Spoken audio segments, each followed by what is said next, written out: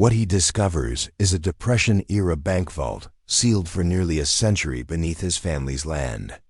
When he finally breaks through its time-locked door, what's inside doesn't just change his life, it rewrites history and leaves him questioning everything he thought he knew about America's darkest financial hour. Before we jump back in, tell us where you're tuning in from, and if this story touches you, make sure you're subscribed, because tomorrow, I've saved something extra special for you. Jackson Thornfield had been working the same stretch of Kentucky farmland for 15 years, but nothing could have prepared him for what his tractor blade struck that misty spring morning.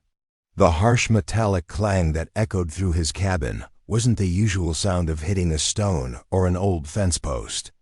This sound reverberated differently, a deep, hollow boom that sent vibrations up through the entire chassis, strong enough to make the small St. Christopher medal hanging from his rearview mirror swing wildly. Killing the engine, Jackson sat for a moment in the sudden silence, staring at the freshly turned soil behind him. A decade and a half of working this land had taught him every sound his equipment could make. He knew the dull thud of striking limestone, the sharp crack of hitting an old drainage tile, even the distinctive scrape of uncovering the remnants of the old property line fence his grandfather had mentioned, but no one had seen in 60 years. This sound was different, almost musical, like striking a massive bell buried deep in the earth. As he climbed down from his tractor, the morning dew soaked through his worn work boots. It was early April, and the Kentucky spring was just beginning to take hold.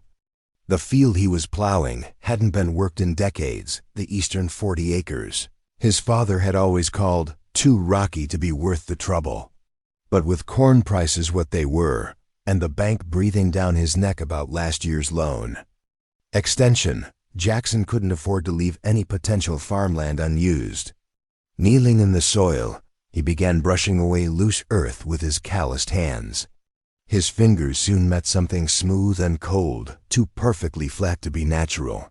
Scraping away more soil revealed what appeared to be a curved metal surface, its dark patina suggesting it had been buried for many years. The more dirt he cleared, the larger the metal structure appeared to be. This was no lost piece of farm equipment or forgotten machinery. This was something deliberate, something constructed. Jackson's heart began racing as he expanded his search area. The metal surface continued in all directions, disappearing into the unplowed soil. Standing up, he could now make out a slight depression in his field, barely noticeable circular dip about 15 feet in diameter that he'd driven over countless times without giving it a second thought. But now, with part of its secret exposed, he could see how the ground gently sloped in a perfect circle. Using a shovel from his tractor, Jackson began to dig more systematically around the metal surface. After 30 minutes of careful excavation, he had uncovered what appeared to be the edge of a massive circular plate, like an oversized manhole cover, but far more elaborate. Around its circumference, he could make out what looked like decorative rivets, and the faint remnants of engravings worn smooth by decades underground. The discovery filled him with equal parts excitement and unease.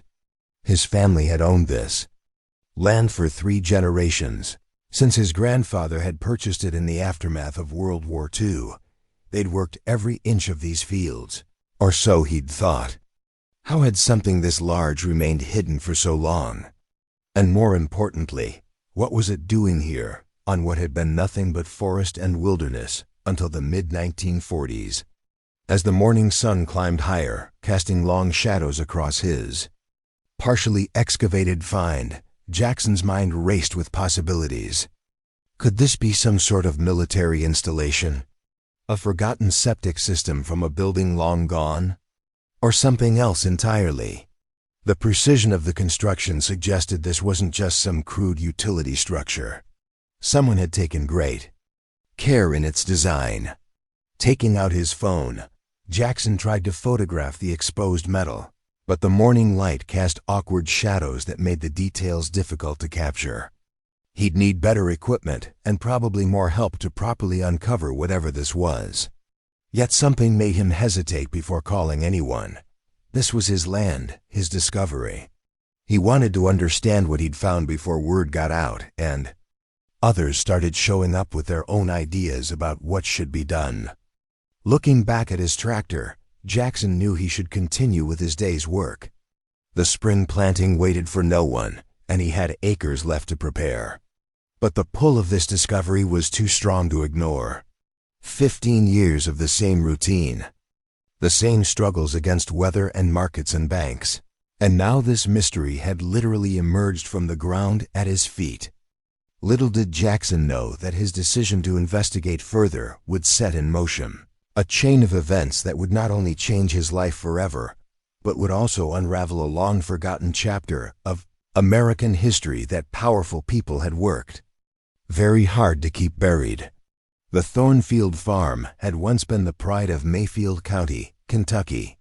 Standing at the edge of his partially plowed field, Jackson could still picture how it looked in his childhood: the freshly painted barn, the well-maintained equipment, and his father's confident stride as he oversaw their small but prosperous operation. His father, Daniel Thornfield, had built their farm into something respected, a place where neighbors would gather to discuss the season's prospects and share knowledge passed down through generations. But those glory days were long gone now. At 42, Jackson found himself struggling to keep even half of the farm's acreage productive. The rusted equipment in his barn told the story better than words could: repairs made with spare parts and baling wire, machines nursed along well past their retirement age because new ones were far beyond his means. The morning's discovery had interrupted his desperate attempt to prepare a field that hadn't been farmed in over 20 years. He needed every possible acre producing if he was going to meet the bank's latest demands. The thought made his stomach tighten as he walked back to his tractor. The loan notice had arrived just last week, another reminder that Horizon Agricultural Investments was just waiting for him to miss a payment so they could add his family's legacy to their growing collection of former family farms. Preparing and narrating this story took us a lot of time, so if you are enjoying it, subscribe to our channel. It means a lot to us. Now back to the story. Inside the tractor's cabin, Jackson picked up the worn leather notebook he always kept nearby. It contained his grandfather's farm records from the 1940s through the 1970s rainfall amounts, crop yields, and notes about the land. Jackson had studied it countless times, looking for any insight that might help him keep the farm afloat. But now, he flipped through it with new purpose, searching for any mention of a structure in the eastern field. Nothing in his grandfather's precise handwriting mentioned anything unusual about that section of land. The only notation was a recurring comment each spring: "Eastern 40 still too rocky, not worth clearing." Year after year, the same note, as if his grandfather was reminding himself not to waste time on that particular parcel. But why would the land be too rocky when Jackson had just been plowing it, without any unusual resistance, until he hit the metal structure? The inconsistency nagged at him. His grandfather had been meticulous, almost obsessive about his record-keeping. If there was a massive metal object buried there, why hadn't he mentioned it? Unless, of course, he had deliberately avoided mentioning it. The financial pressure of recent years had left little time for family mysteries. The bank's latest letter lay crumpled in his glove compartment, a not-so-subtle reminder that his 6-month extension was running out. Modern farming was a game of scale, they told him. Small family operations like his were becoming increasingly unsustainable. Horizon Agricultural Investments had already acquired 6 of the neighboring farms in the past 3 years, consolidating them into a massive operation run more like a factory than a traditional farm. Last month, Horizon's representative, a woman who looked too young to know anything about farming, but carried herself with the confident authority of someone who controlled millions in agricultural investments, had made what she called their standard generous offer to buy him out. The figure would have cleared his debts with enough left over to start fresh somewhere else. Many of his neighbors had already taken similar deals, their family legacies absorbed into the corporate giant's ever-expanding holdings. The thought of being the first Thornfield to lose the farm made his stomach churn, but the reality was that he was running out of options. His son Tyler's college acceptance letter was pinned to the refrigerator back at the house, a bittersweet reminder of both pride and pressure.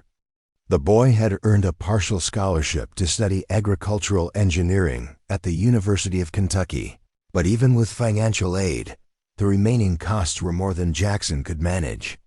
Tyler had offered to defer his enrollment to help on the farm, but Jackson had refused. He wouldn't let his struggles hold his son back from his dreams. The boy had potential, real potential. He understood the science behind modern farming in ways Jackson never would, and he had ideas about sustainable practices that could transform operations like theirs if they could survive long enough to implement them. The farm's decline hadn't happened overnight. Like water slowly eroding a riverbank, it had been a gradual process. First came the drought of 2017, forcing him to invest heavily in irrigation. Then equipment failures, the combine breaking down. Mid-harvest 2 years ago, the tractor needing a new transmission last fall. Each repair drained what little reserves he had, forcing him to take out higher interest loans just to keep operating. Looking out across his fields, Jackson could see the encroachment of Horizon's corporate operation on the horizon. Their massive grain silos rose like modern skyscrapers against the Kentucky sky. Their representatives never failed to remind him that his situation would only get worse. The age of the family farm is over, they'd tell him, as if reciting a natural law as inevitable as gravity. The discovery of the mysterious metal structure had interrupted his morning routine of worry and resignation. For the first time in years, he felt something different. A spark of curiosity and possibility that pushed his financial concerns temporarily to the background. Whatever lay buried in his field had been there for decades, perhaps waiting specifically for him to find it. Checking his watch, Jackson realized he'd spent over an hour contemplating his situation instead of continuing with his plowing time he couldn't really afford to waste. But as he reached for the tractor's ignition, his hand hesitated. The banks, deadlines, and Horizon's pressures suddenly seemed less urgent compared to the mystery literally unearthed before him. Jackson sat in his tractor for several long moments, weighing his options. The practical part of his mind, the farmer's mindset that had been drilled into him since childhood, urged him to continue with his plowing. The spring planting season had a narrow window, and every day counted. Each hour spent investigating this strange discovery was time taken away from the farm's already precarious operation. But there was another voice in his mind growing stronger by the minute. It whispered of opportunity, of mysteries waiting to be uncovered, of a potential turning point. His eyes drifted back to his grandfather's notebook, to those repeated notations about the rocky eastern field. The coincidence seemed too perfect to ignore finding this structure, just when he was closest to losing everything. Climbing down from the tractor again, Jackson walked back to the partially exposed metal surface. The morning sun had risen higher now, illuminating what appeared to be faint lettering near one edge of the circular plate. Kneeling down, he carefully brushed away more soil, revealing embossed letters that had once been painted, but now only held traces of their original color. First National Bank of. The rest was still buried, but Jackson's heart skipped a beat. This wasn't some random structure or forgotten utility installation. This was something connected to a bank, and given its age and the fact it was buried on his property, potentially something very significant. Taking out his phone, Jackson hesitated before making a call. His first instinct was to contact Dr. Eleanor Webb at the County Historical Society. She'd written several books about the region's history and would undoubtedly be fascinated by this discovery. But Jackson knew that calling her would mean opening the floodgates. Once word got out, His quiet family farm would become a circus of historians, curiosity seekers, and inevitably, news reporters. More importantly, it would certainly catch the attention of Horizon Agricultural Investments, who would likely use any disruption to his farming operation as leverage to force a sale. There was also the matter of regulations. Jackson had heard enough stories about farmers finding historical artifacts on their land, only to have their operations shut down by preservation orders and archaeological surveys.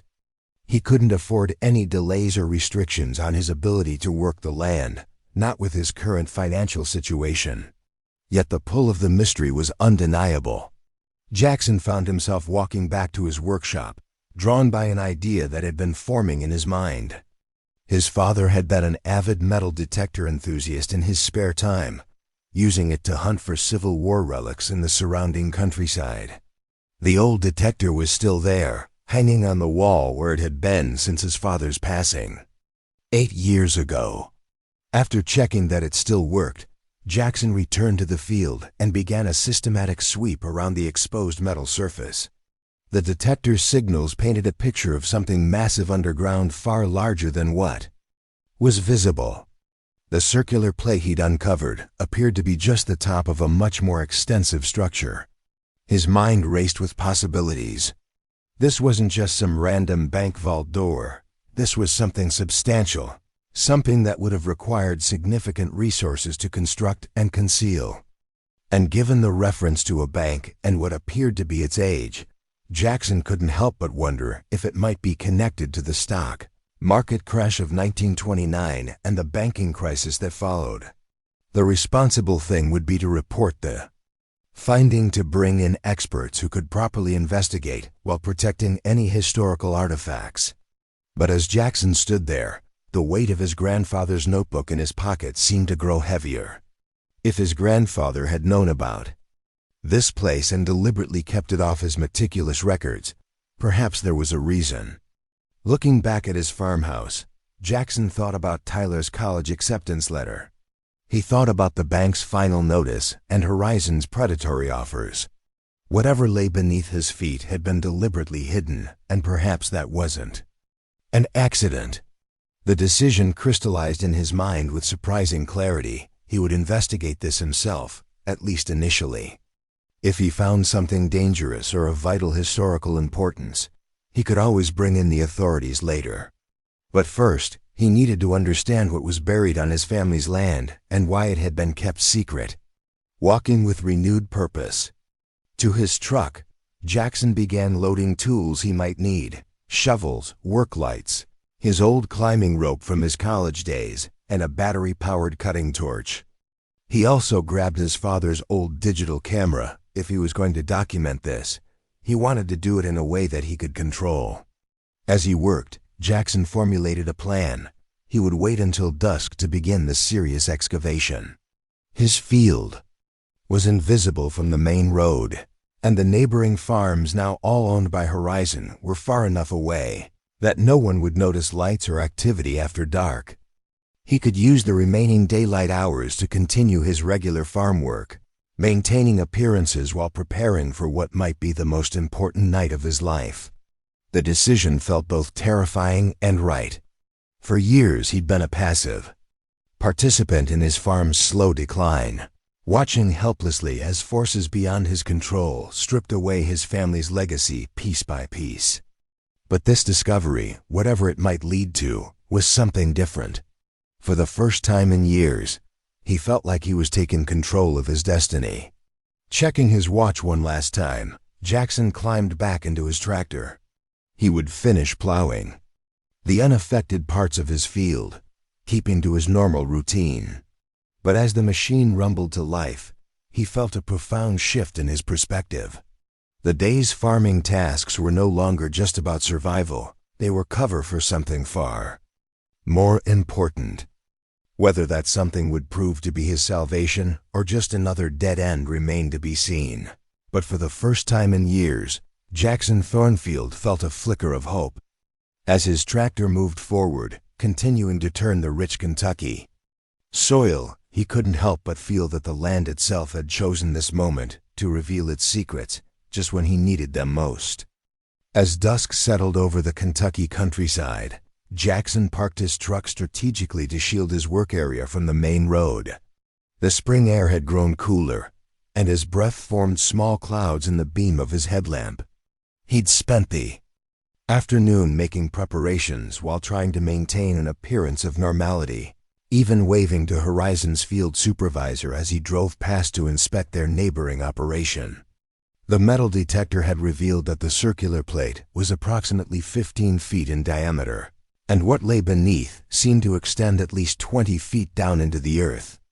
Jackson had mapped out the entire underground structure using a grid pattern, marking the boundaries with small flags he normally used to mark irrigation lines. The scale of what he had discovered was both exciting and daunting. Starting at the edge where his plow had first struck metal, Jackson began carefully removing soil with a shovel. He'd learned from years of maintaining fence posts that rushing excavation often caused more problems than it solved. Every few inches he would sweep away loose dirt with a brush, revealing more of the intricate details on the metal surface. What had initially appeared to be just a circular plate was revealing itself to be something far more sophisticated. There were what looked like hinges along one section and a complex locking mechanism near the center. The lettering he'd partially uncovered earlier now became fully visible.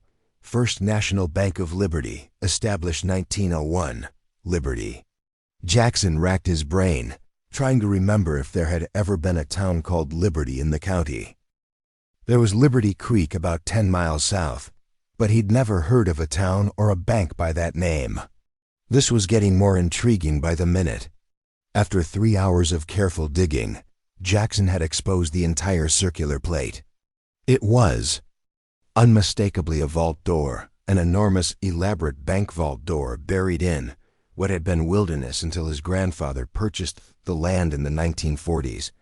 The craftsmanship was remarkable, with decorative brass inlays and what appeared to be a time lock mechanism that hadn't been used in banks for decades. Taking out his father's digital camera, Jackson methodically photographed each section of the exposed door. The flash cast harsh shadows that made the details stand out in stark relief. As he reviewed the images, he noticed something he'd missed: a small plaque near what appeared to be the handle mechanism. Brushing away the last bits of soil, he read the inscription, "Sealed by federal order, October 29, 1931. October 29, 1931. 2 years after the great stock market crash. In the depths of the Great Depression." Jackson's heart raced as the historical significance began to sink in. This wasn't just some random bank vault. This was something that had been deliberately sealed and buried during one of the most tumultuous periods in American financial history. Working methodically, Jackson began cleaning the central locking mechanism with small brushes and compressed air from his workshop. Despite being buried for nearly a century, many of the components still moved slightly when pressed, like parts of an elaborate combination lock waiting to be solved. As midnight approached, Jackson had to make another decision. He'd exposed enough of the structure to attempt opening it, but doing so would be a point of no return. Once the seal was broken, there would be no hiding the fact that someone had discovered and accessed whatever lay below. Taking out his thermos of coffee, he sat on the edge of the excavation and reviewed his photographs. The locking mechanism seemed to have 3 distinct components: a combination dial similar to those on safety deposit boxes, a keyhole that would require a physical key he didn't possess, and what appeared to be a time lock that would have prevented the vault from being opened, except during specific hours. The sound of a distant vehicle caused him to quickly douse his lights. Headlights swept along the main road, then turned onto the dirt track that led to Horizon's equipment storage facility. It was just their night security making rounds, but it was a reminder that he needed to be careful. After the vehicle passed, Jackson returned to studying the vault door. Based on his limited knowledge of old bank vaults, he suspected that the time lock would have disengaged permanently after all these years. The physical key posed a bigger problem. Without it, he might not be able to open the vault at all, unless... Jackson's mind turned to his grandfather's old toolbox. The farm had been in the family since the 1940s, passed down from his grandfather to his father and then to him. If this vault had been on the property when his grandfather bought it, might he have found the key at some point? Deciding to continue his investigation tomorrow night, Jackson carefully covered the exposed vault door with tarps and scattered loose hay over them, a common enough sight in a field that wouldn't draw attention if anyone happened to look that way. As he drove home in the dark, his mind was already planning the next steps. He would need to search through his grandfather's old possessions, look for any documents related to the property purchase, and perhaps most importantly, try to find any information about the First National Bank of Liberty and why its vault would have been sealed by federal order and buried in what was then remote Kentucky wilderness. The mystery was deepening, and for the first time in years, Jackson felt truly alive. The daily grind of trying to save his failing farm had been replaced by something that felt like purpose, as if uncovering this secret was somehow what he had been meant to do all along. Pulling up to his farmhouse, Jackson saw that the light was still on in Tyler's bedroom. His son was probably working on one of his agricultural research projects, the ones that earned him that scholarship. Looking at the modest two-story home where generations of Thornfields had lived, Jackson felt a renewed determination. Whatever lay in that vault, he would use it to secure his family's legacy, not just for himself, but for Tyler and the generations that might follow. Tomorrow would bring new challenges, but for tonight, Jackson Thornfield would sleep with the knowledge that beneath his struggling farm lay a mystery nearly a century old, one that might just change everything. The next few days tested Jackson's resolve in ways he hadn't anticipated. Each morning, he would check the tarps covering his discovery, and each morning the sight of them filled him with a mixture of excitement and growing anxiety. The weather forecast predicted rain by the end of the week, a development that could severely complicate his covert excavation efforts. But weather wasn't his only concern. Word had gotten out that Horizon Agricultural Investments was accelerating their expansion in the county. 2 more neighboring farms had sold out just yesterday, and Horizon surveyors seemed to be everywhere, their white trucks constantly patrolling the back roads as they assessed their newest acquisitions. On the 3rd morning after his discovery, Jackson noticed fresh tire tracks leading partway into his field, stopping just short of the covered excavation site. Someone had been on his property during the night. The realization sent a chill down his spine that had nothing to do with the cool spring air. He spent the next hour carefully checking his work area, but the tarps appeared undisturbed. Still, the incident forced him to add more camouflage and rethink his timeline. Meanwhile, he had begun searching through his grandfather's old possessions, stored in the farmhouse attic. Dust-covered boxes yielded nothing at first, just the usual family photos, war medals, and outdated farming manuals. But as Jackson worked his way through a steamer trunk that had sat unopened for decades, he found something curious, a small wooden box with a carved design that matched one of the decorative elements on the vault door. Inside was a collection of newspaper clippings, all from October and November 1931, all related to bank failures across Kentucky. One headline stood out: First National Bank of Liberty closes amid mysterious circumstances. The accompanying article described how the bank had unexpectedly shut its doors, despite claims of being financially sound, with federal agents seizing all records and restricting access to the building. More intriguing was a small leather-bound journal tucked beneath the clippings. The faded handwriting on the first page read, "Property of Thomas Thornfield, 1931 to 1945. Thomas Thornfield, a name Jackson had never heard before. According to the family Bible, his grandfather was William Thornfield, born 1918, who had purchased the farm after returning from World War II. Who, then, was Thomas Thornfield? And why was his journal hidden away with newspaper clippings about a failed bank? The journal entries began in early 1931, describing Thomas's position as head cashier at the First National Bank of Liberty. The entries painted a picture of a small but prosperous banking institution serving the thriving mining community that had sprung up around local coal deposits. Thomas wrote about his pride in the bank's conservative lending policies that had helped it weather the initial shock of the 1929 crash better than many larger institutions. But as Jackson turned the pages, the entries took a darker turn. By mid-1931, Thomas was writing about unusual deposits and special clients whose identities were known only to the bank's president. He expressed growing concern about large sums moving through the bank, transactions that bypassed normal accounting procedures.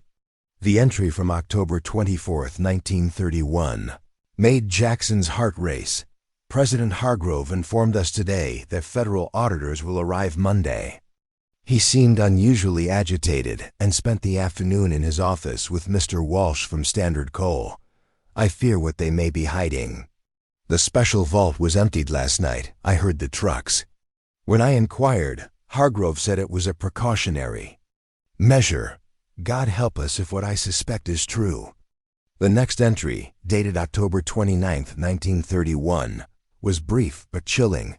They came at dawn, not auditors but armed men. Federal agents, they claimed, though they showed no identification. They ordered the bank sealed and took Hargrove away. Walsh was found dead in his office at the mine. They're calling it suicide. I've been warned to forget everything I've seen. But the vault contents, where did they take it all? And why does no one acknowledge that Liberty even existed? The final pages contained what appeared to be property records and a crude map. According to these documents, Thomas Thornfield had acquired a parcel of wilderness land, the very same land that would later become the Thornfield Farm in December 1931, just weeks after the bank closure. The transaction was marked private sale with no seller listed. A loose page tucked into the back of the journal contained what looked like a series of numbers arranged in a circle, possibly a combination, and a small hand-drawn diagram that resembled the locking mechanism on the vault door. Jackson sat back, his mind reeling from the implications. His family's connection to this land didn't begin with his grandfather after World War II. It began with Thomas Thornfield, apparently a bank employee who had somehow acquired this property immediately after a mysterious federal seizure of the bank where he worked. And somehow the bank's vault had ended up buried on that property. Was Thomas Thornfield his actual great-grandfather? Had the family history been deliberately altered? And most importantly, what was in that vault that had required such extraordinary measures to hide? That night, despite the risk of discovery, Jackson returned to the vault site. The combination of numbers from the journal page was his best hope for accessing whatever lay below. Working by the light of battery-powered lanterns, he carefully cleaned the combination dial on the vault door and began to test the sequence. On his third attempt, he felt a subtle shift in the mechanism. Something had engaged within the massive door. Emboldened, Jackson continued manipulating the various components of the lock, following the diagram from the journal. After nearly an hour of meticulous work, he was rewarded with a series of deep mechanical clicks. The time lock had indeed disengaged over the decades, and the combination was working, but the door remained firmly sealed. There was still the matter of the key, a physical key that would be needed to complete the unlocking process. The diagram showed a keyhole positioned at the center of the locking mechanism, but Thomas Thornfield's journal had contained no key nor any indication of where one might be found. Frustrated but not defeated, Jackson covered the site again and returned home, determined to search more thoroughly through his grandfather's, or rather, Thomas Thornfield's possessions.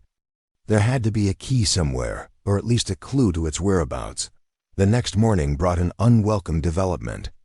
A certified letter arrived from Horizon Agricultural Investments, informing him that they had acquired his outstanding bank loans and were reassessing the terms of the agreement. It was a thinly veiled threat. Horizon now held his debt and could call in the loans at any time. Even more concerning was the business card paper clipped to the letter. Elias Crane, Historical Acquisition Specialist. On the back, handwritten, "Interested in discussing the historical significance of your property? Call at your convenience." How could they know?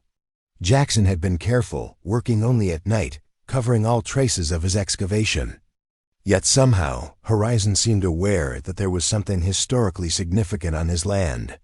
The timing couldn't be coincidental. That afternoon, a sleek black SUV drove slowly past his property, the driver clearly surveying his fields. Jackson pretended to be repairing a fence, trying to appear unconcerned while his mind raced. He was running out of time.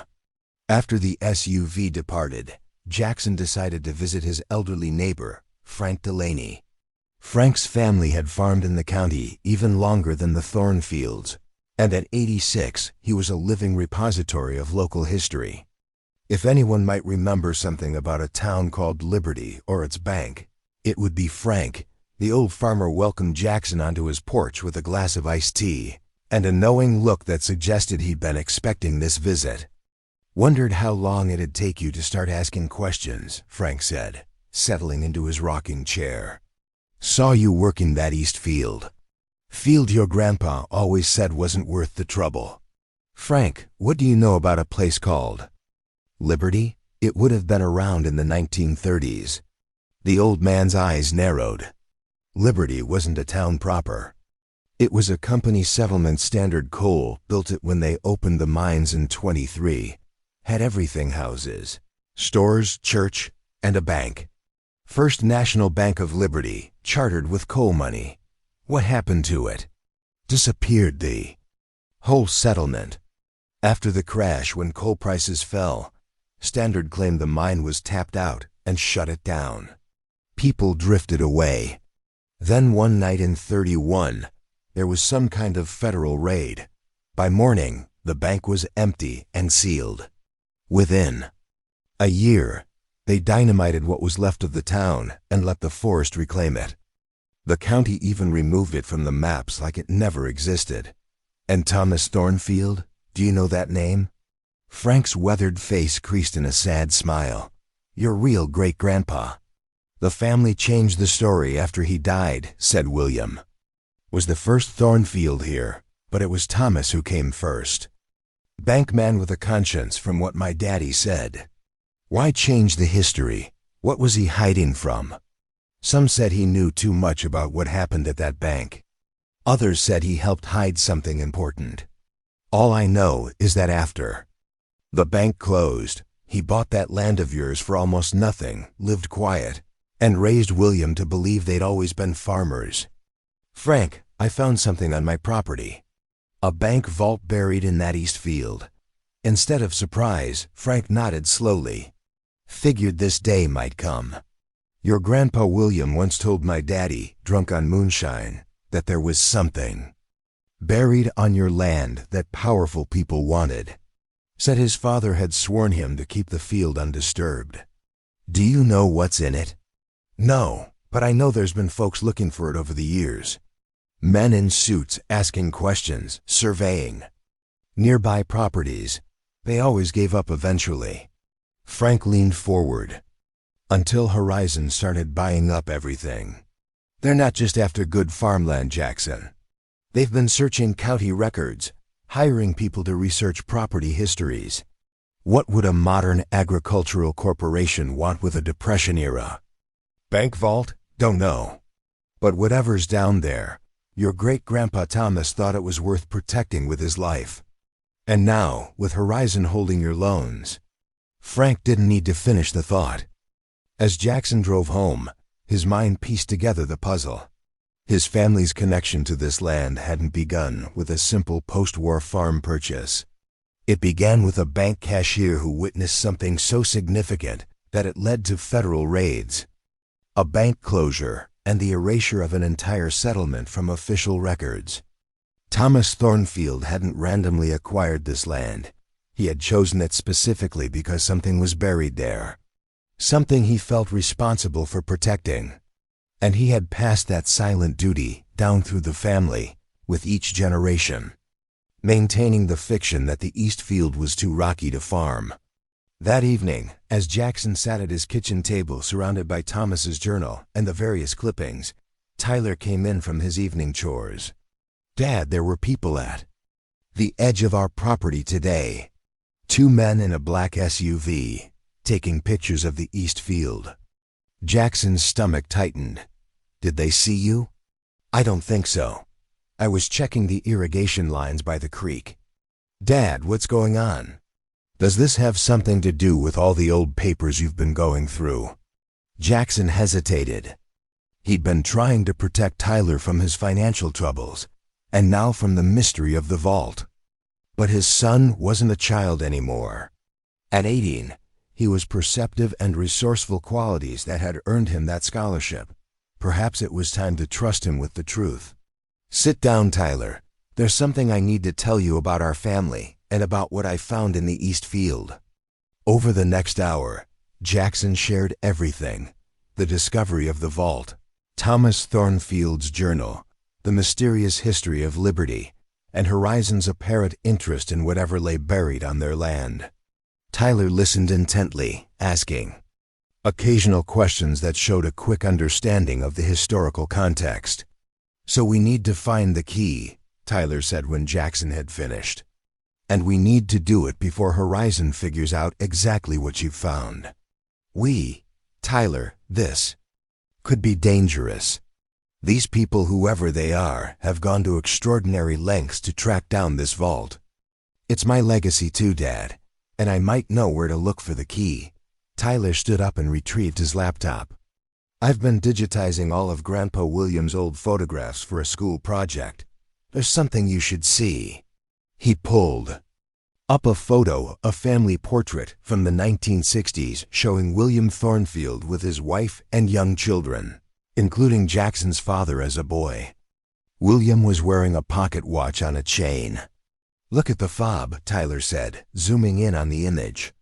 There, hanging beside the watch, was a small key with an unusual design that matched the bank's logo from the newspaper clippings. "Grandpa always wore that watch in every photo I found. What happened to it after he died?" Jackson thought back to his father's final years. "Dad kept it. He never wore it, but he wouldn't part with it either. It should be in his personal effects in the attic." A thorough search yielded an old wooden cigar box containing his father's watch, cufflinks and wedding ring, but no pocket watch from William. Where could it have gone? "Wait," Jackson said suddenly. "The cemetery." His father had been specific in his will about being buried with certain personal items, including his own father's pocket watch. It was an unusual request, but the family had honored it. The key to the vault might quite literally be 6 feet under, buried with Jackson's father. Tyler's face paled. "You're not suggesting we—" "No, not that." Jackson shook his head firmly. "But maybe we don't need to. Dad showed me that watch many times when I was young. I remember the key. He said it was a reminder of family responsibility. I think I can replicate it." Using Thomas's diagram from the journal and Tyler's enhanced photo of the key, Jackson spent the night in his workshop crafting a replica using brass stock and his grandfather's old metal files. It wouldn't be perfect, but bank keys from that era weren't particularly sophisticated. They were meant to be used in conjunction with combinations and time locks, not as the sole security measure. As dawn approached, Jackson held up the finished key. It was rough but serviceable, a brass skeleton key with the bank's distinctive logo worked into the bow. It might work, or it might not.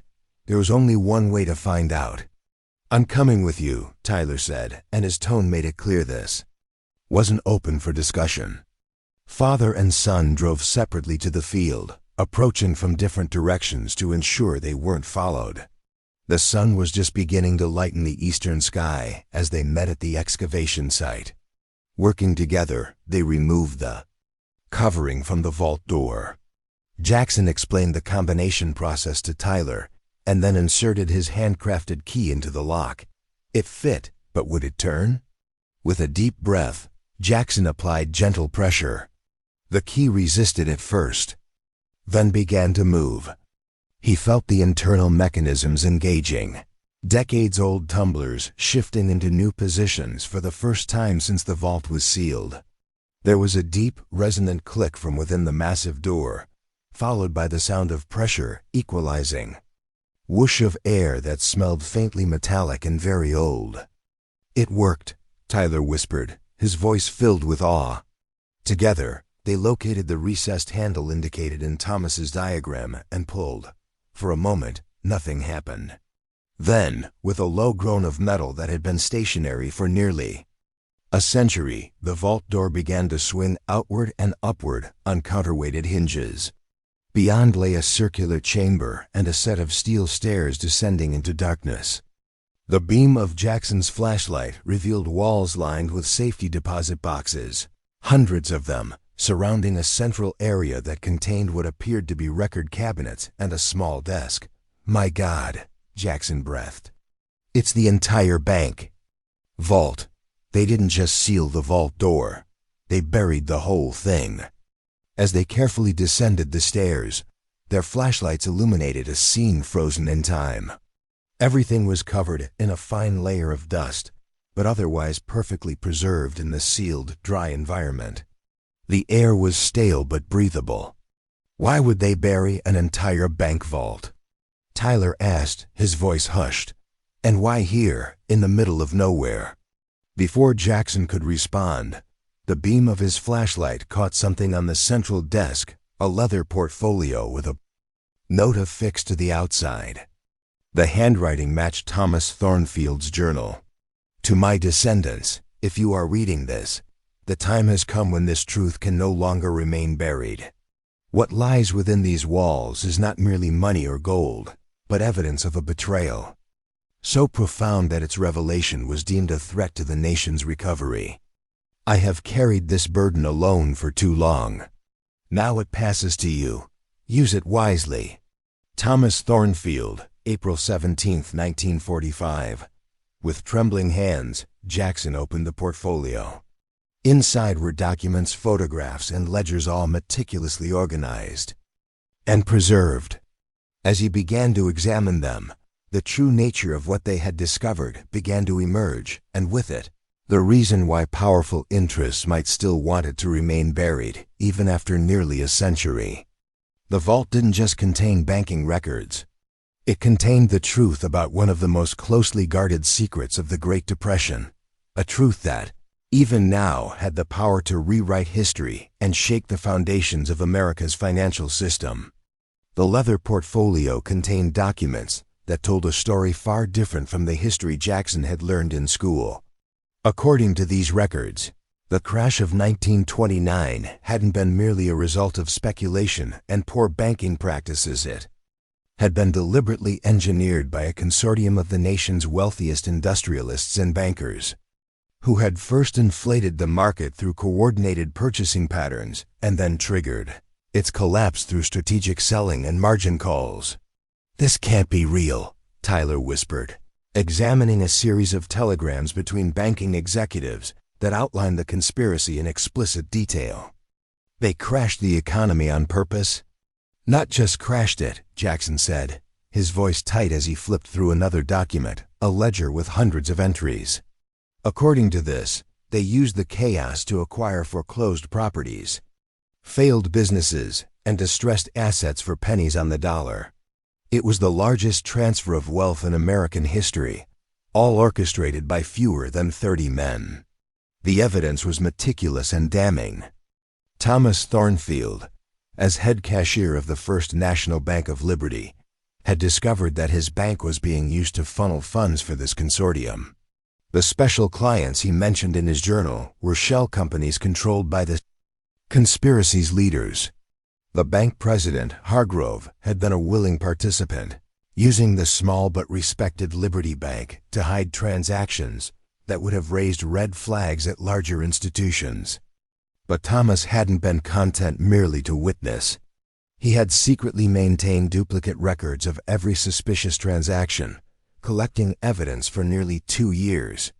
When federal agents likely paid off by the same powerful interests raided the bank and seized its official records, they had missed Thomas's hidden duplicates.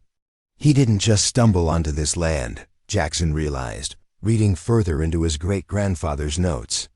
He arranged to have the entire vault secretly moved here before the federal raid. The bank building was just a shell by the time they seized it. But how could one bank employee orchestrate moving an entire vault? Tyler asked. The answer lay in another set of documents, a list of names titled Liberty Preservation Society. It included dozens of local miners, farmers, and townspeople who had lost everything in the crash, all willing to help Thomas hide the evidence that might someday bring the true perpetrators to justice. It was a community effort, Jackson said with growing amazement. They dismantled the vault piece by piece, transported it here in mining trucks, and reassembled it underground. Then they erased every trace of their work. But if Great-Grandpa Thomas had all this evidence, why didn't he expose the conspiracy? A sealed letter marked personal testimony provided the answer. In it, Thomas described being confronted by men representing the consortium just days after the vault was hidden. They made it clear that they knew he had removed something from the bank before the raid, though they weren't sure exactly what. They offered him a choice: remain silent about everything he knew, purchase this remote parcel of land for a nominal fee, and live out his life in peace or face the same fate. As Bank President Hargrove, who had apparently been silenced permanently when he became a liability, with a young family to protect, Thomas had chosen survival. But he hadn't surrendered. Instead, he had preserved the evidence, buried it securely, and waited for a time when the truth could emerge. He had purchased the land not just to farm it, but to guard what lay beneath it. He was protecting us, Jackson said softly, but also protecting the truth until the right moment. And now it's our turn, Tyler added, his young face solemn with the weight of this unexpected inheritance. As they continued examining the vault's contents, they discovered not just evidence of the conspiracy, but also significant assets. 1. Section of safety deposit boxes contained stock certificates, bonds, and even gold coins, the legitimate savings of Liberty's citizens that Thomas had managed to preserve before the federal seizure. According to his notes, he had intended to return these assets to their rightful owners when safe to do so. But many had left the area, and others had died before he could develop a secure method of restitution. He was caught in an impossible situation, Jackson said. Reveal the conspiracy and risk his family, or stay silent and bear the burden of all this hidden wealth that rightfully belonged to others. The most recent document in the collection was dated March 1945, just a month before Thomas's death and the transfer of the farm to his son William. I have lived with this secret for 14 years, protecting both the evidence of great evil and the remnants of honest citizens' wealth. My health fails now, and I must entrust this burden to the next generation. William knows only that something important lies beneath the east field and must remain undisturbed. Perhaps his children or his children's children will live in a time when the truth can safely emerge, and these assets can find their way to the descendants of their rightful owners. Until then, farm the land, protect the secret, and remember that integrity, even when hidden, matters. Jackson sat heavily on the dusty chair behind the desk, the full magnitude of their discovery washing over him. All these years, our family has been guarding this place without even knowing exactly what we were protecting. And now Horizon is trying to get their hands on it, Tyler said. But why? These events happened almost a century ago. Would exposing this conspiracy even matter anymore? Jackson pulled out the letter from Horizon that had arrived with Elias Crane's business card. Historical Acquisitions Specialist, he read aloud. They're not just after our farmland. They know something is buried here, something with historical significance. But how could they know about the vault? Great-Grandpa Thomas went to extraordinary lengths to keep it secret. Jackson's mind raced through possibilities. The journal mentioned that some of the conspiracy members were industrial leaders. What if some of today's corporations are direct descendants of those original companies? The same families might still be in control, passing down not just wealth, but also secrets and vulnerabilities. He pulled out his phone and searched for information on Horizon Agricultural Investments. The company was a subsidiary of Global Financial Holdings, which itself was owned by a complex network of investment groups and family trusts. Many traced back to names that appeared in Thomas's records, descendants of the same families that had engineered the 1929 crash. They're still out there, Jackson whispered, still protecting their family legacies. And somehow they've traced the missing evidence to our land. As if to confirm his suspicions, Tyler's phone buzzed with a news alert. Horizon had just announced the acquisition of 3 more family farms in the county, creating a nearly complete perimeter around the Thornfield property. The article quoted Elias Crane about Horizon's commitment to preserving the agricultural heritage of the region while modernizing farming operations. Preserving heritage, Jackson repeated bitterly. They're systematically cutting us off, making it impossible for us to continue operating independently. Sooner or later, we'd have no choice but to sell. What do we do now? Tyler asked. We can't just rebury this and pretend we never found it. Before Jackson could answer, a beam of light swept across the top of the stairs leading down to the vault. Someone was outside, approaching the open vault door. Kill your light, Jackson whispered, extinguishing his own flashlight. In the sudden darkness, they could hear footsteps above, and then a voice. Mr. Thornfield? I know you're down there. My name is Elias Crane. I believe we have matters of mutual interest to discuss. Jackson and Tyler exchanged glances in the darkness. They were trapped in the vault with potentially incriminating historical evidence, confronted by a representative of the very interests that evidence would expose. Just stay calm, Jackson whispered to Tyler. Let me do the talking. Then, louder, Mr. Crane. Rather late for a social call, isn't it? The figure at the top of the stairs remained partially silhouetted against the pre-dawn sky. I apologize for the timing, but when our surveillance detected activity at this site, I thought it best to come immediately. May I join you? I'm unarmed. And contrary to what you might be thinking, not here to cause you any harm. Jackson hesitated, then switched his flashlight back on. Come down then, slowly.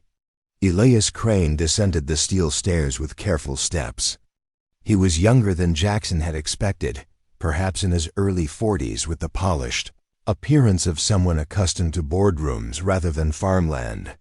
His expression, as he took in the vault's interior and its contents, was one of professional assessment rather than surprise. You've been watching us, Jackson said. It wasn't a question. Not you specifically, Mr. Thornfield. This land. Crane gestured to the vault around them. Or more accurately, what we suspected might be hidden here. You've saved us considerable excavation work by locating and opening it yourself. What exactly is your interest in a Depression-era bank vault? Jackson kept his body positioned between Crane and the most incriminating documents, though he suspected the man already knew exactly what the vault contained. My employers have a complex relationship with history, Mr. Thornfield, particularly this chapter of American financial history. Crane's voice was measured, almost academic. The institutions that would eventually form Global Financial Holdings were established in the aftermath of the 1929 crash. The circumstances of their founding have been, shall we say, subject to various interpretations. You mean they were built on stolen wealth, Tyler said sharply, earning a warning glance from his father. Crane merely nodded. From a certain perspective, yes. From another, They represent the natural consolidation of resources during an economic crisis, a necessary recalibration of the market. He looked directly at Jackson. But we're not here to debate historical ethics. My employers are primarily concerned with the future, not the past. Then why go to such lengths to acquire our farm? Why hire a historical acquisition specialist? Jackson gestured to the business card he'd found in the letter. Because history, when misinterpreted, can disrupt the present. Crane stepped further into the vault, examining the safety deposit boxes lining the walls. These records, if released today without proper context, could destabilize financial markets, trigger class action lawsuits that would take decades to resolve, and potentially destroy institutions that employ hundreds of thousands of people worldwide. Is that justice, Mr. Thornfield? Punishing the great-grandchildren for the sins of their ancestors? The argument had a seductive rationality to it, but Jackson wasn't convinced. So your solution is to bury the evidence again? Continue the cover-up for another century? Actually, no. Crane reached into his jacket and withdrew a slim tablet. My employers propose a different approach. They're prepared to acknowledge portions of this history to fund academic research, establish historical trusts, even create a foundation dedicated to studying the true causes of the Great Depression. He handed the tablet to Jackson. On the screen was a detailed proposal, a comprehensive plan for preserving the vault's contents through digitization, establishing a historical trust managed by independent scholars, and creating educational resources about the financial mechanisms that contributed to the 1929 crash. In exchange for what? Jackson asked, skepticism evident in his voice. 3 things. First, a controlled release of information, academic rather than sensational. Second, immunity from litigation for current financial institutions. And third, Crane paused. The opportunity to make things right with the descendants of Liberty's citizens. He swiped to another screen on the tablet, revealing a database of names, hundreds of them, each paired with genealogical information tracing from Liberty's original residents to their living descendants. We've already located 89% of the families whose assets were seized when the bank was closed. With your cooperation and the records preserved here, we can ensure that their descendants receive both the physical assets stored in these safety deposit boxes and appropriate compensation for the losses their families suffered. Jackson and Tyler exchanged glances of cautious disbelief. And what happens to our farm in this scenario? Jackson asked. It remains yours with several improvements. Crane swiped to yet another screen, showing detailed agricultural development plans. My employers would like to establish a research partnership with your son's university program, focusing on sustainable family farming practices. The Thornfield farm would serve as both a working example of next-generation agriculture and the site of a small historical museum dedicated to preserving the true story of Liberty. The proposal was comprehensive, addressing both the historical injustice and the Thornfield's present financial struggles. It offered a path forward that honored Thomas Thornfield's desire for the truth to emerge while ensuring that the revelation wouldn't cause more harm than healing. Why should we trust you? Tyler asked, voicing the question foremost in Jackson's mind. Your employers are the direct beneficiaries of the crime this evidence exposes. A fair question. Crane nodded. Trust requires verification. That's why the proposal includes oversight committees composed of independent historians, ethicists, and legal scholars, people with no connection to global financial holdings. And it specifies that all original documents remain under the Thornfield family's control, held in trust but never surrendered. He looked directly at Jackson. Your great-grandfather protected this evidence at great personal risk, waiting for a time when the truth could emerge without causing more suffering than it alleviated. I believe that time has arrived, but only if we proceed with wisdom rather than vengeance. We need time to consider this, Jackson said, his mind racing with the implications. Of course. Review the proposal. Research our claims about the Plows. Descendant database. Consult advisors you trust. Crane handed Jackson a secure digital key. This contains everything I've shown you, plus additional details about the historical preservation aspects of the plan. He turned to leave then. Paused. One more thing, Mr. Thornfield. Whatever you decide, certain parties now know you've discovered the vault. Not everyone associated with the original conspiracy's legacy shares my employer's perspective on reconciliation. I've taken measures to secure your property perimeter for the next 72 hours, but I strongly advise caution. With that warning, he ascended the stairs and disappeared into the growing dawn light. Father and son stood in stunned silence for several moments after Crane's departure. The vault around them, with its meticulous records of long-ago crimes and its tangible assets from a vanished community, now represented not just a historical discovery, but a complex moral challenge. Do you believe him? Tyler finally asked. Jackson ran a hand through his hair, his eyes moving over the vault's contents. I don't know. His offer addresses everything we'd want: justice for Liberty's citizens, preservation of the historical record, security for our farm. It seems too perfect. Or maybe it's exactly what great-grandpa Thomas was waiting for, a chance for the truth to come out without causing more harm than good. They spent the next hours carefully documenting the vault's contents, taking photos and scanning key documents with their phones. As the sun rose fully, they reluctantly resealed the vault door, camouflaged the site, and returned to the farmhouse to begin researching Crane's claims. Tyler set up his laptop at the kitchen table, his fingers flying over the keyboard as he cross-referenced names from Thomas's records with the descendant database Crane had provided.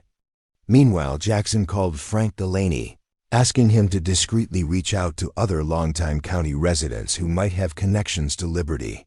By midday, they had verified enough of Crane's information to cautiously accept that his offer might be genuine. The descendant database contained details that would have been nearly impossible to fabricate, including connections to families who had left no public record of their time in Liberty. I think we need legal advice, Jackson said, scrolling through the complex terms of the proposed historical trust. Someone who specializes in both historical preservation and financial law. What about Dr. Reynolds? Tyler suggested. My faculty advisor? She has a law degree and specializes in agricultural economics. And she has no connection to Horizon or Global Financial. Jackson nodded. Make the call. But be careful what you say over the phone. As Tyler contacted his professor, Jackson stepped outside to survey his farm in the midday light. The land that had been his family's burden and blessing for generations now held a deeper significance than he'd ever imagined. His great-grandfather hadn't just been a farmer, he'd been a guardian of truth, a man who chose integrity over personal safety. The weight of that legacy settled on Jackson's shoulders. Whatever they decided about Crane's offer, the responsibility of honoring Thomas Thornfield's courage while securing Tyler's future now rested with him. For the first time in years, the path forward wasn't just about financial survival, it was about living up to the moral example set by a man he'd never known, but whose blood ran in his veins. As the sun reached its zenith, casting no shadows that could hide secrets, Jackson made a silent promise to his great-grandfather. The truth would emerge, one way or another. The only question was how to ensure it brought healing rather than further harm, justice tempered with wisdom, just as Thomas had intended. Tyler joined him on the porch, phone in hand. Dr. Reynolds can see us this afternoon. She's intrigued. Jackson nodded. Then we'll go, but first, there's something I need to show you. He led his son to the family cemetery, a small fenced plot at the edge of their property where generations of Thornfields rested beneath simple stones.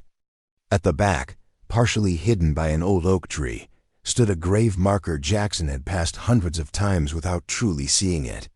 The stone read simply, Thomas Thornfield, 1890 to 1945. The truth endures. He was here all along, Jackson said, softly, watching over the secret he gave his life to protect. And now it's our turn to decide what happens next. As they stood before the grave of the man whose courage had set these events in motion nearly a century ago, father and son shared a moment of silent respect. Whatever challenges lay ahead, they would face them with the same integrity that had guided Thomas Thornfield when he chose to preserve the truth at great personal cost. The farm around them, the land that had sustained their family for generations, now revealed itself as something more, a place where history and future, justice and reconciliation, truth and wisdom might finally converge. Dr. Eleanor Reynolds was not what Jackson had expected. Rather than the tweedy academic he'd imagined, she was a sharp-eyed woman in her early 50s whose office at the University of Kentucky's Agricultural Economics department reflected both her academic credentials and her practical farming background. Photographs of her family's tobacco farm hung alongside her diplomas and legal certifications. "Tyler's one of my most promising students," she said after introductions, her gaze shifting between father and son. "When he called mentioning historical documents related to the Depression and bank failures, I was intrigued. Now, seeing your expressions, I suspect this is considerably more significant than he indicated." Jackson nodded, placing Thomas Thornfield's journal on her desk. "What we're about to share with you is going to sound unbelievable. Before we begin, I need your word that this stays confidential." "You have my professional assurance," she said, leaning forward. "Attorney-client privilege applies even in informal consultations." Over the next hour, Jackson and Tyler laid out the entire story: the discovery of the vault, the evidence of the orchestrated market crash, Thomas Thornfield's secret role in preserving both the evidence and the assets of Liberty's citizens, and finally, Elias Crane's unexpected proposal. Dr. Reynolds listened without interruption, occasionally making notes.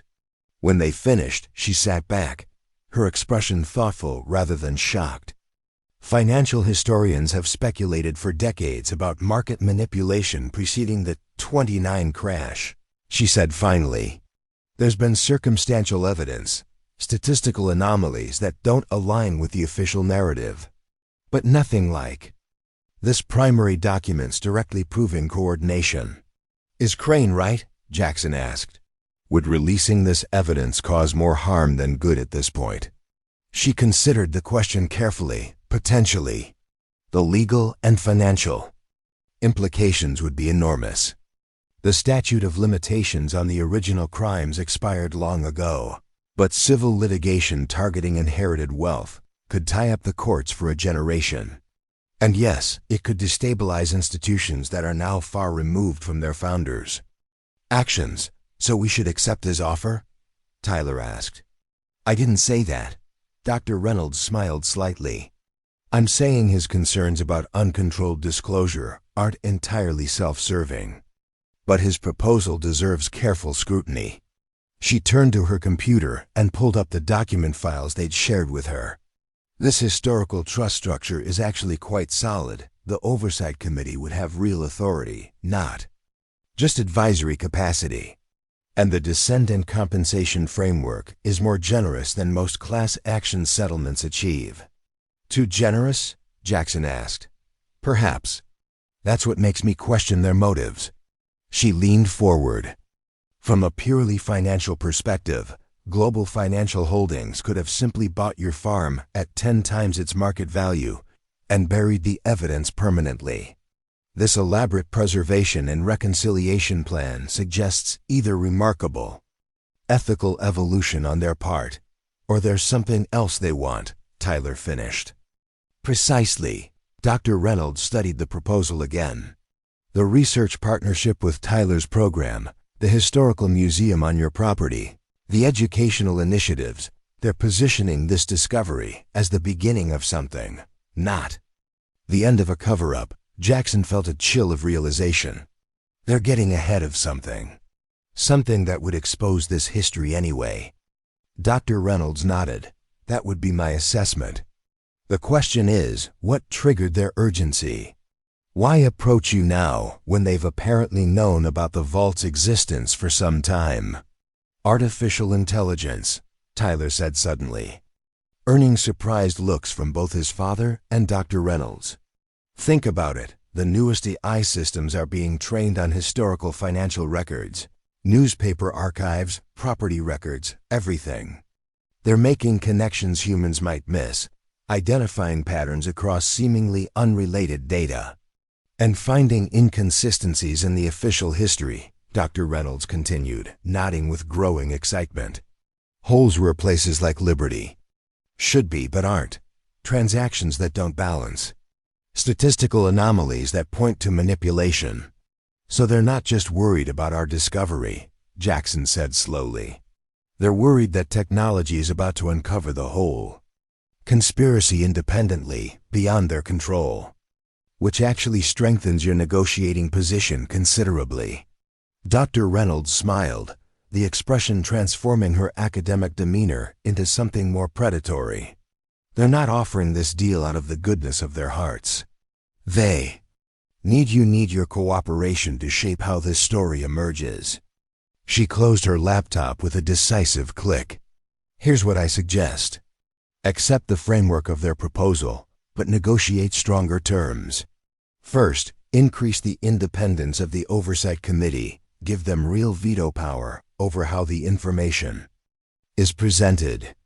Second, accelerate the timetable for descendant compensation. If they're sincere about making amends, there's no reason to drag it out. And third, Tyler added, secure ironclad protection for our farm, not just promises of research partnerships. A conservation easement that permanently prevents development, plus capital for sustainable improvements. Dr. Reynolds looked at Tyler with approval. You've taught him well, Mr. Thornfield. He's taught himself, Jackson said, pride evident in his voice. I just gave him roots. He's growing his own branches. By the time they left Dr. Reynolds' office, they had a detailed counter-proposal and her agreement to serve as their legal representative in negotiations with Crane. She would also discreetly recruit other experts, a financial historian from Princeton, an ethics professor from Yale, and a digital preservation specialist from MIT, to help evaluate both the historical evidence and global financials intentions. As they drove back to the farm, the spring sunset painted the Kentucky landscape in hues of gold and amber. The fields they passed, some thriving, others clearly struggling, represented hundreds of family stories, generations of work and hope and hardship. Do you think we're doing the right thing? Tyler asked, breaking the contemplative silence. Great-Grandpa Thomas kept this secret for a reason. He kept it until the right time, Jackson corrected gently. He couldn't know when that would be, only that someday the truth would need to emerge. I think he'd approve of how we're handling it, seeking justice without vengeance, reconciliation without forgetting. They rounded the final curve before their property and saw 3 black SUVs parked at the farm's entrance. Elias Crane stood conversing with 2 men whose stiff posture and alertness marked them as security personnel. Right on schedule, Jackson murmured, glancing at his watch. The 72 hours Crane had mentioned was nearly up. As they pulled into the driveway, Crane approached alone, his expression carefully neutral. Mr. Thornfield, Tyler, I trust you've had sufficient time to consider our proposal? We have, Jackson said, equally measured. We've also consulted experts who helped us develop a counter-proposal. Dr. Eleanor Reynolds will be contacting you to arrange formal discussions. If Crane was surprised by their professional approach, he didn't show it. I look forward to it. In the meantime, I should inform you that we've detected increased interest in your property from certain parties. Former associates of Global Financial who have their own sources of historical information. You're not the only ones who've been looking for the vault, Tyler translated. Precisely. Unlike my employers, these individuals would prefer the evidence remain permanently buried. They represent old money, old power families who've never acknowledged the origins of their wealth.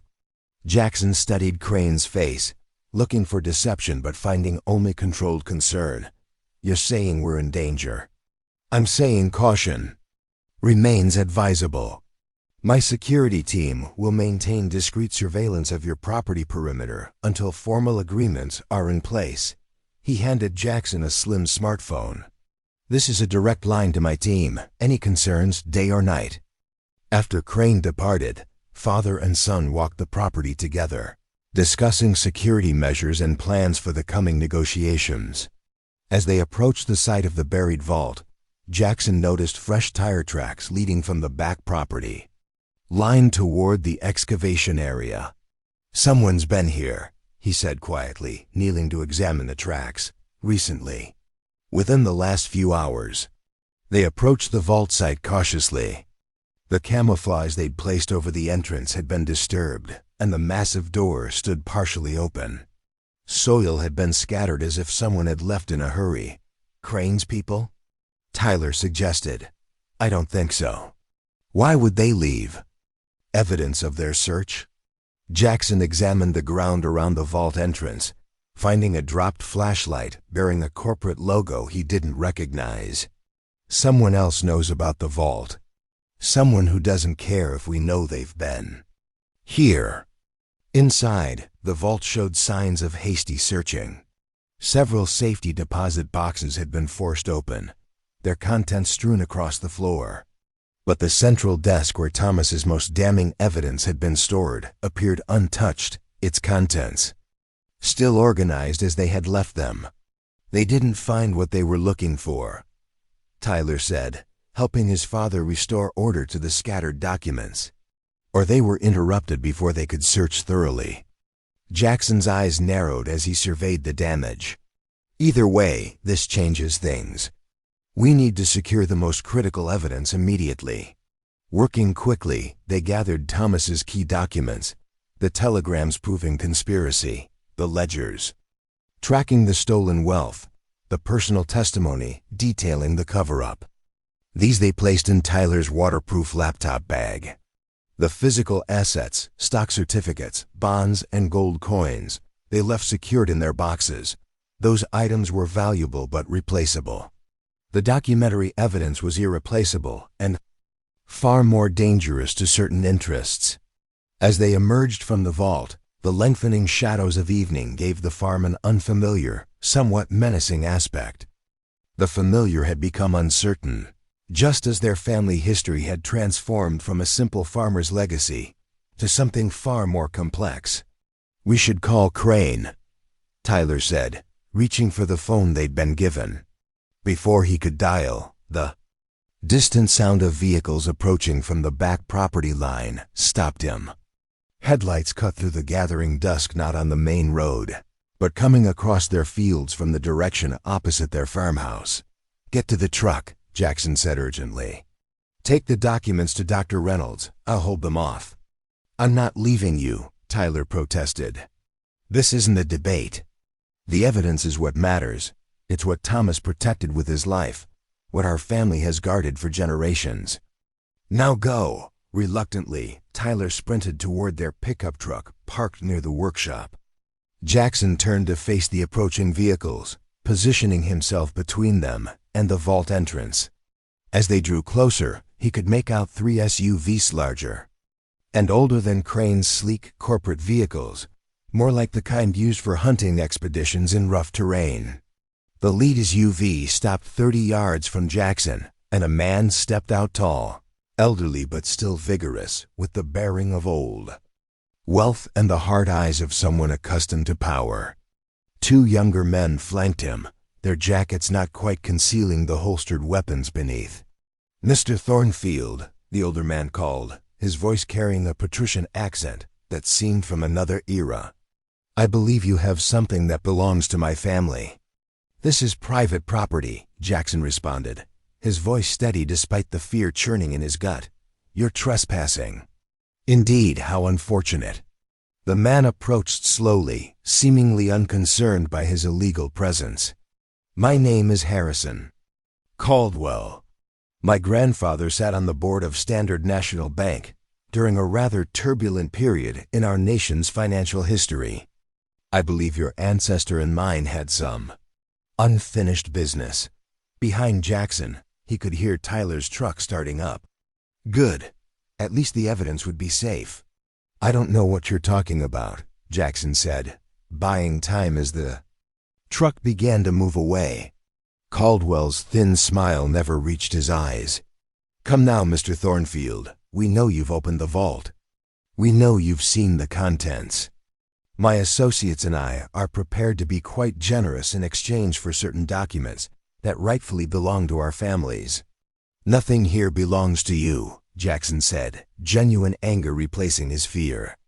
Your family helped engineer the worst economic disaster in American history, then profited from the suffering of millions. You've been living on stolen wealth for generations. The old man's smile faded. History is written by the survivors, Mr. Thornfield. My grandfather ensured our family survived. Yours chose poorly. He gestured to his companions. Secure the vault. Find the documentation. As the men moved forward, Jackson stood his ground. It's gone. Already on its way to people who will ensure the truth comes out, regardless of what happens here. Caldwell's expression hardened. A disappointing choice. We could have resolved this quietly, with considerable benefit to you and your son. The sound of approaching vehicles from the main road interrupted whatever threat might have followed. Headlights swept across the field as 3 black SUVs, identical to Crane's, approached rapidly from the direction of the farmhouse. It appears we have company, Caldwell observed, his tone unchanged though his eyes narrowed slightly. How inconvenient. The new vehicles formed a semicircle behind Jackson, and several men emerged, led by Elias Crane. Unlike Caldwell's associates, Crane's security team made no attempt to hide their weapons, which were held ready but pointed at the ground. Mr. Caldwell, Crane nodded with cold formality. Global Financial's board will be disappointed to learn you violated our mutual non-interference agreement. This situation falls outside that arrangement, Caldwell replied. The Thornfield evidence was never part of our understanding. The board disagrees. This property and its historical assets are now under Global Financial's protection, pending formal agreements with the Thornfield family. Crane's voice carried absolute certainty. I suggest you depart immediately before this becomes a matter for broader discussion at the next shareholder meeting. The tension in the air was palpable as the two groups faced each other across the darkening field. Jackson found himself caught between 2 factions of the very power structure his great-grandfather had worked to expose, one seeking to continue the cover-up, the other pursuing a controlled revelation for their own purposes. After what seemed an eternity, Caldwell gave a slight nod. This isn't finished, he said to both Crane and Jackson. Some truths are best left buried for everyone's sake. With that, he and his men returned to their vehicles and departed across the field the way they had come. Crane's security team maintained their vigilant posture until the other SUVs had disappeared from sight. Your son called us, Crane explained, holstering his own weapon beneath his jacket. Fortunately, we had a team nearby, Mr. Caldwell represents a faction within the financial community that has consistently opposed any acknowledgement of the historical events documented in your vault. As opposed to your employers who only want a carefully managed version of the truth, Jackson observed. Crane's slight smile acknowledged the point. Progress comes in increments, Mr. Thornfield. A partial truth that brings some justice is better than a complete truth that never sees the light of day because those who hold it are silenced. He looked toward the vault entrance. I assume you've secured the most critical documentation? It's safe, Jackson confirmed, and will remain so regardless of how our negotiations proceed. I would expect nothing less. Crane actually sounded approving. Thomas Thornfield's caution and foresight have protected this evidence for nearly a century. It seems those qualities run in the family. In the days that followed, The Thornfield farm became the center of an elaborate security operation and the site of intense but carefully controlled activity. Dr. Reynolds assembled her team of experts who worked alongside global financials, representatives to document and digitize the vault's contents. Every item was meticulously cataloged, from the damning telegrams proving market manipulation to the humble savings passbooks of Liberty's citizens. The descendant database proved remarkably accurate. Using Thomas's preserved records, the team began the process of matching assets with the rightful heirs of their original owners. In some cases, these amounted to life-changing Sun stock certificates that, with decades of splits and dividends, had grown to represent significant holdings in modern corporations. Throughout the process, Jackson and Tyler remained actively involved, ensuring that Thomas's wishes guided every decision. The formal agreement they eventually signed with Global Financial incorporated all of Dr. Reynolds' recommended enhancements, plus additional protections for both the historical record and the Thornfield farm itself. 1 month after the confrontation with Caldwell, Jackson stood at the edge of the East Field, watching as specialized equipment carefully lifted the entire vault structure from the earth, where it had rested for nearly a century. Rather than reburying it, the vault would be restored and become the centerpiece of a small museum built on a dedicated portion of the Thornfield property, a museum that would tell the true story of Liberty and the financial manipulation that had destroyed it, along with countless other American communities. Tyler joined him, clipboard in hand. He had taken a semester's leave from his studies to oversee the initial implementation of both the Historical Preservation Project and the Sustainable Agriculture Initiative that would transform their struggling farm into a model of next-generation family farming. "The first descendant distributions go out next week," Tyler reported. 28 families who can trace their lineage to Liberty citizens.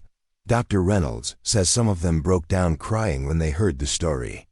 Jackson nodded, watching as the massive vault was carefully secured on a specialized transport vehicle, and the historical publication timeline. The Oversight Committee approved the first academic paper for publication next month, Princeton Economic Review. It presents the evidence of market manipulation, but focuses on the statistical analysis rather than naming specific perpetrators. That comes in Phase 2, after the legal framework for immunity is fully established. "A measured approach," Jackson observed, just as Thomas would have wanted. "Do you think we made the right deal?" Tyler asked, voicing the question that had lingered between them throughout the intense negotiations. "Agreeing to the controlled release, the immunity provisions?" Jackson considered the question as he watched the activity around them. Historians, preservationists, and financial experts working together to unearth a buried truth without triggering a modern financial panic. "I think we honored the spirit of what Thomas was trying to do," he said finally. "He didn't hide this evidence out of vengeance or a desire to punish. He preserved it because the truth matters, not just for its own sake, but for the lessons it teaches." He gestured toward the newly exposed vault. "The men who engineered the 1929 crash are long dead. Their direct descendants, like Caldwell, are elderly. Punishing today's institutions for century-old crimes might satisfy a certain sense of justice, but it wouldn't undo the original harm. What we're doing instead, returning assets to the families who lost them, creating a permanent historical record, establishing safeguards against similar manipulation.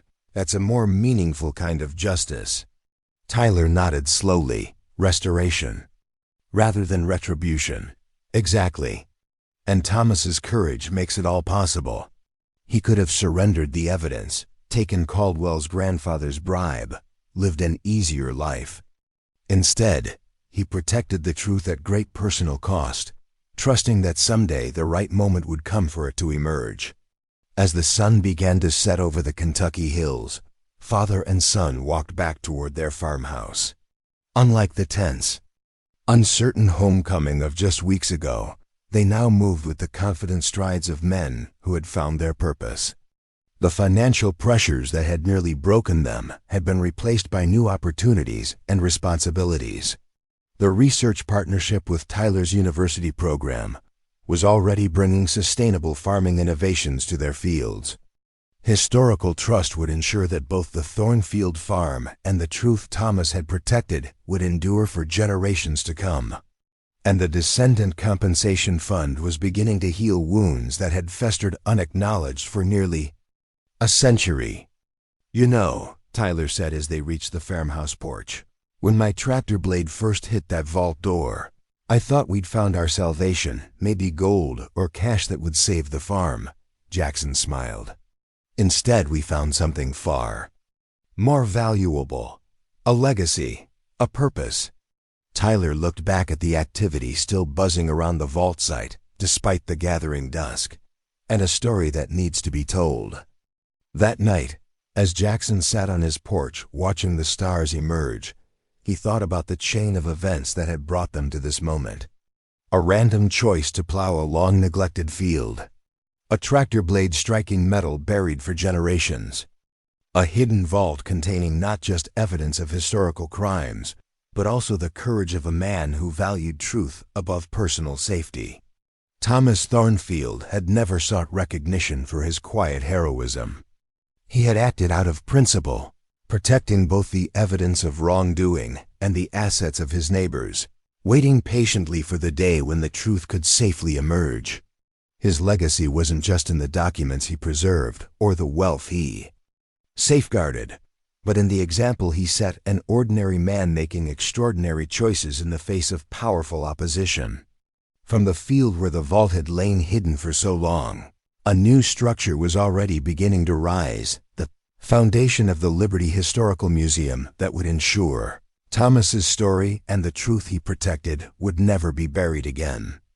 Beside it, the first experimental plots of Tyler's sustainable farming initiative were taking root, green shoots pushing up through the Kentucky soil toward the light. Jackson thought about the generations of Thornfields who had worked this land, each facing their own challenges, each making choices that would echo through time. Thomas had chosen courage and integrity when confronted with evidence of corruption. William had chosen loyalty and protection, keeping the secret while maintaining the vigil over the East Field. His own father had chosen tradition and perseverance, working the land through drought and hardship. Now it was his and Tyler's turn to choose to shape the next chapter of their family's story. They had chosen truth tempered with wisdom, justice balanced with reconciliation. They had chosen to honor Thomas's legacy not just by revealing what he had hidden, but by doing so in a way that would bring healing rather than further division. As the first stars appeared in the darkening sky, Jackson felt a deep sense of connection to this land, to the generations that had worked it, and to the future they were now building. The farm that had nearly been lost would now endure, transformed but still true to its essential purpose. The truth that had nearly been forgotten would now be preserved, contextualized but undiminished. All because a farmer's plow had struck metal in a field long left fallow, revealing not just a buried vault, but a buried legacy of courage and conviction that had waited patiently for its moment to emerge. In that quiet moment under the Kentucky stars, Jackson Thornfield understood that some treasures aren't measured in gold or currency, but in the enduring power of principled choices made by ordinary people in extraordinary times. Thomas had preserved more than evidence and assets. He had preserved faith in the idea that truth, however long buried, will eventually find its way to the light. And sometimes, all it takes is the blade of a farmer's plow to help it break through. Up next, you've got 2 more standout stories right on your screen. If this one hit the mark, you won't want to pass these up. Just click and check them out. And don't forget to subscribe and turn on the notification bell so you don't miss any upload from us.